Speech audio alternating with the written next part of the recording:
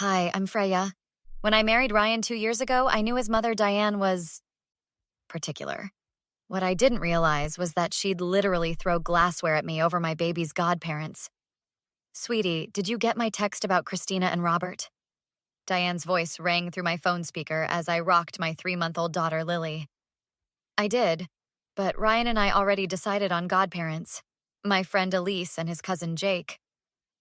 Oh, the word dropped like a stone. That's interesting. But Christina and Robert have much better connections. You know, Robert's father is a judge, and they're both so established. We appreciate the suggestion, but we've already asked Elise and Jake. They're important people in our lives. Ryan walked into the nursery, eyebrows raised in question.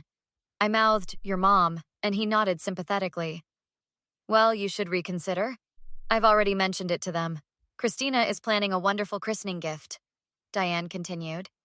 I'm sorry, but that's not happening. We've made our decision. Put Ryan on the phone.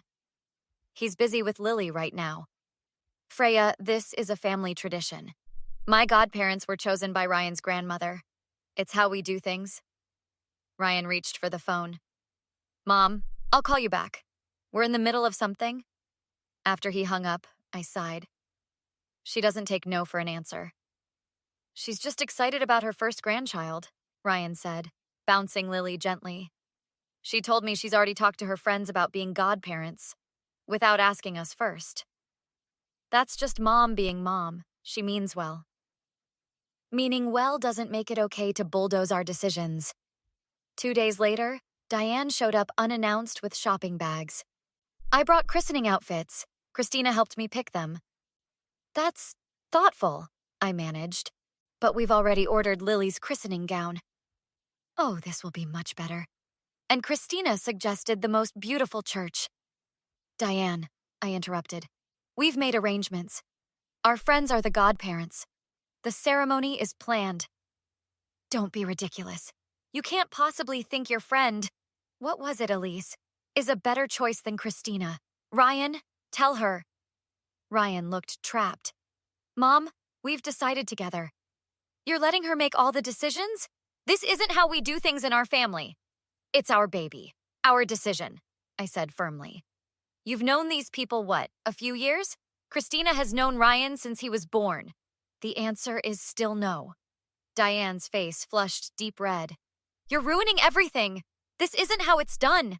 She grabbed her water glass from the coffee table and hurled it directly at me. I ducked, the glass shattering against the wall behind me. Mom! Ryan shouted, stunned. Get out, I said, shaking with adrenaline. Get out now! Ryan, are you going to let her talk to me like this? My husband stood between us. You need to leave, Mom. Now! After Diane stormed out, my friend Jen called.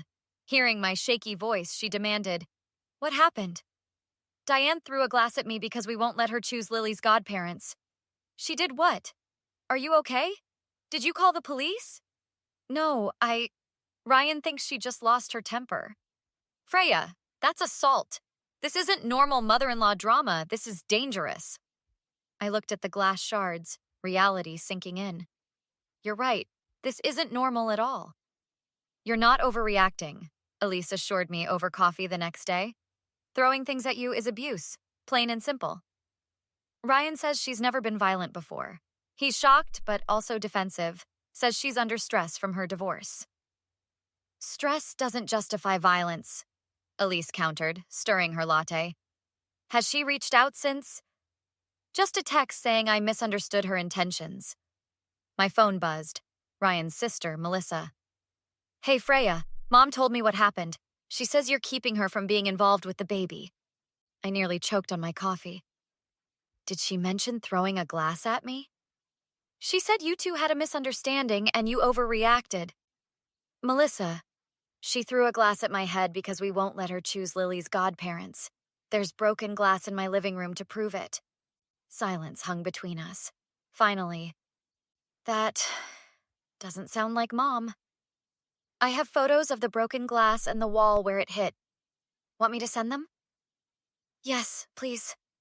After sending the photos, I added, Ryan witnessed the whole thing. 10 minutes later, Melissa called back. I talked to Ryan. I had no idea. Mom's been telling everyone you're keeping her from the baby for no reason. Classic manipulation, Elise muttered. Has she done anything like this before? I asked Melissa. Not throwing things, but she did something similar when Ryan's ex wouldn't let her plan their wedding. Spread rumors, made the girl look unstable. That sounds familiar, I replied. She's been texting Ryan constantly saying I'm controlling and unstable. Saying you're having postpartum issues and shouldn't be making decisions about Lily? My blood ran cold. What? She's suggesting you need intervention for Lily's safety. That's seriously messed up, Elise interjected. I'm sorry, Melissa continued. I believed her until now. But those pictures and talking to Ryan, this isn't right. After hanging up, I called Ryan. Your mother is telling people I'm a danger to Lily. What? No, she wouldn't. Melissa just told me everything. Your mom is trying to paint me as an unfit mother. I'll talk to her. No, this is beyond talking. She assaulted me and now she's trying to damage my reputation as a mother. This stops now. That evening, Ryan's cousin Jake arrived. I'm hearing some wild stories from Aunt Diane, he said, accepting a cup of coffee. Let me guess. I'm unstable and controlling? Jake nodded. She suggested I decline being godfather because there might be custody issues eventually. Ryan dropped into a chair.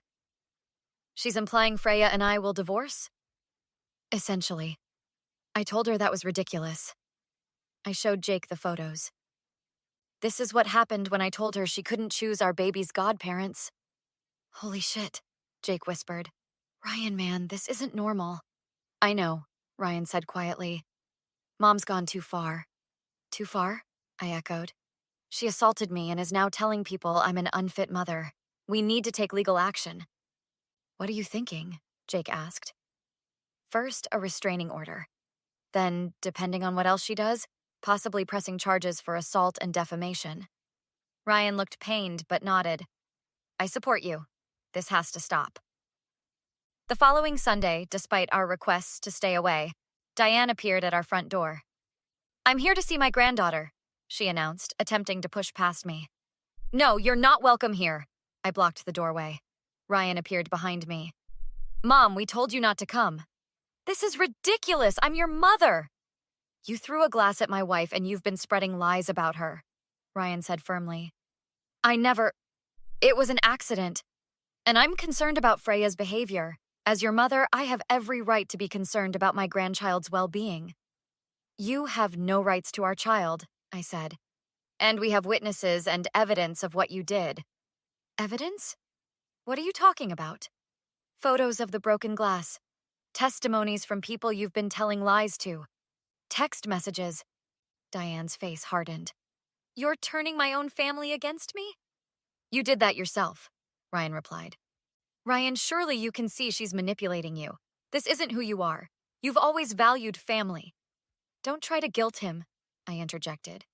Your behavior is the problem here. My behavior? I've done nothing but try to be involved in my grandchild's life. You're the one creating problems where there aren't any. You threw a glass at me. It slipped. I was gesturing and it slipped. Ryan crossed his arms.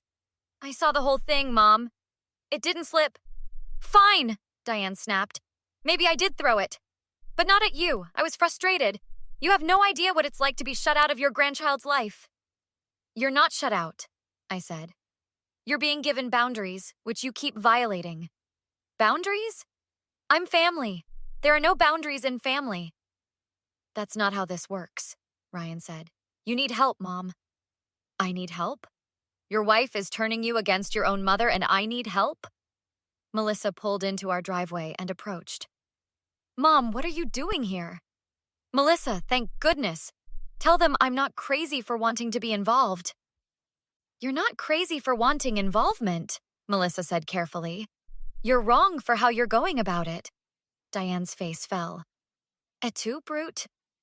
Mom, you threw something at Freya. You've been telling people she's unstable. That's not okay.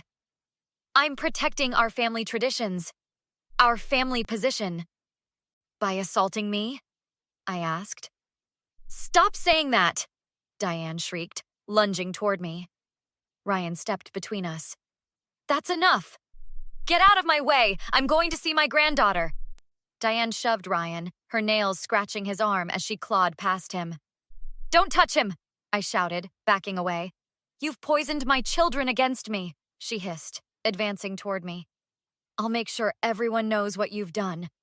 Officer Rodriguez, who we'd called as a precaution before the meeting, appeared from his parked car. Is there a problem here? This woman is threatening me, I said, pointing to Diane. I'm her mother-in-law. I have every right to see my grandchild. Ma'am, please step back, the officer said. I will not. This is family business. She assaulted me last week and just assaulted my husband, I explained. That's a lie. Diane lunged at me again, confirming everything. The temporary restraining order is granted, Judge Martinez announced 3 days later. Mrs. Wallace must remain at least 500 feet away from Freya Peterson, Ryan Peterson, and their child, Lily Peterson. Diane gasped dramatically. This is outrageous. She's using the courts to keep me from my family. Mrs. Wallace, outbursts will not be tolerated, the judge warned. Based on the evidence presented, including witness statements and photographs, I find sufficient cause for this order. Outside the courtroom, Diane approached Ryan. You can't possibly support this. Mom, I tried to call you after the incident. Multiple times. You refused to apologize and instead spread lies about Freya. I was protecting you. From what? My wife, the mother of your grandchild. You don't understand. No, you don't understand, Ryan interrupted. You assaulted my wife. You tried to undermine her as a mother. You've left us no choice. This restraining order won't stand. I'll fight it. With what evidence? Elise asked, joining us. Multiple witnesses saw you throw the glass. Multiple family members have confirmed you've been spreading lies. Stay out of this. This is why you shouldn't be Lily's godmother. You're enabling her. Officer Rodriguez stepped forward. Mrs. Wallace, you need to maintain your distance per the court order. This isn't over, Diane hissed before walking away. 2 weeks later, we met with family at our home. Melissa, Jake, Elise, and Ryan's Aunt Patricia. How are you holding up? Patricia asked, cradling Lily. Better now that we don't have to worry about surprise visits or flying glassware, I replied. I've been telling everyone the truth, Melissa said. Most people are horrified by what Mom did. Has she reached out to anyone? Ryan asked. She called me yesterday, Jake said. Wanted me to testify that you're both overreacting. I told her the restraining order says everything that needs to be said. I still can't believe she did this, Patricia sighed. My sister has always been controlling, but this... The christening is next weekend, Elise said, changing the subject. I've arranged extra security just in case. Do you think she'd violate the order? Melissa asked. I wouldn't put it past her, I admitted. She texted Ryan yesterday saying she deserves to be there and will make things right. I forwarded it to the police, Ryan added. They're aware she might try something. I'm sorry it came to this, Patricia said, squeezing my hand. Don't be. This isn't about the godparents anymore. It's about safety and respect. Later, as Ryan and I put Lily to bed, he asked, Do you think we'll ever reconcile with my mom? Honestly, no, not after everything she's done. I keep hoping she'll realize how wrong she was, get help, apologize. And if she did? Ryan sighed. It wouldn't change what she did, or what she's capable of doing. Exactly. Some lines can't be uncrossed. The christening went perfectly. Diane never showed, though police later told us she'd been spotted nearby. 2 months later, she violated the restraining order by showing up at my workplace, resulting in her arrest and probation. She sends occasional messages through others, always some version of, I'm sorry you misunderstood me, or, I just want to be part of the family again. My answer remains the same. Actions have consequences. What would you have done in my situation? Would you have given a second chance, or drawn a firm line? Let me know in the comments. And don't forget to like and subscribe for more stories of family drama and standing your ground.